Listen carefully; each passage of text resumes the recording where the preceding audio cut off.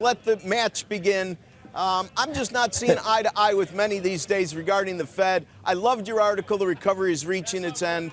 I just don't know that I agree with it, but make your case with regard to how you would defend our central bank lowering rates at this particular point in time. Okay, well, let me start by where we do agree. I don't know if you recall, but about 3 years ago, everybody was forecasting that we were pretty much at the end of labor market recovery. And both you and I were saying, look, we think there's a long way to go. And, you know, we've had 8 million jobs since then. So on that score, I think we're probably on the same page. The question is it possible to continue that into the near future? And I would say it's possible, but it's just getting a lot tougher. And there are basically 3 indicators that you want to look at. One is job growth. You know, it slowed to 75,000 last month. That doesn't bother me that much. If we think about the 3-month moving average, we have about 150,000, but that's still down from the over 200,000 that we've had. So it's slowing. The other thing that I point to, and you know, we talk about this a lot, is the employment rate, which is the ratio of the number of people who have jobs to the number of people in the working age population. That peaked at about 60.7. It's down to about 60.6 now, and pretty much stable. So that looks like it's at close to full employment range. And then finally, wage growth, which is kind of right on target.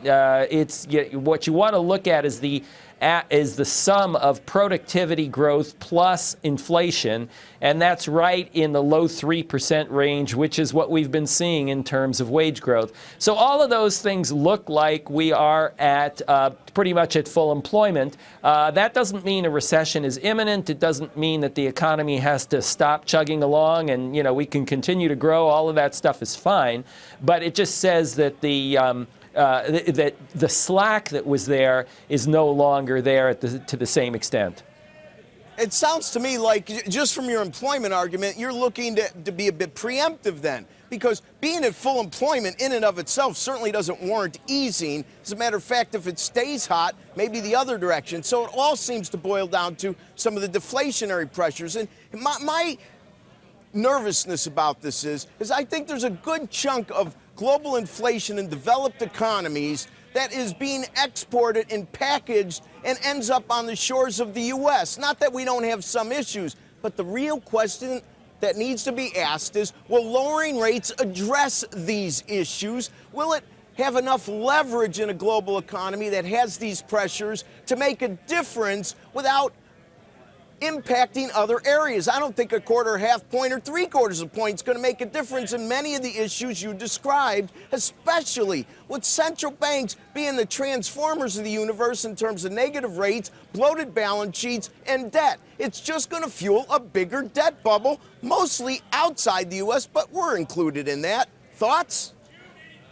Well, yeah, I guess I would focus primarily not so much on the monetary side of the thing. It's not so much the inflation and the comparison with other countries. I also worry about the debt, by the way, but that's a really serious long-run structural problem that has to do with spending more than anything that the Fed controls. I agree. What I would say, Rick, in terms of, you mentioned the word preemptive.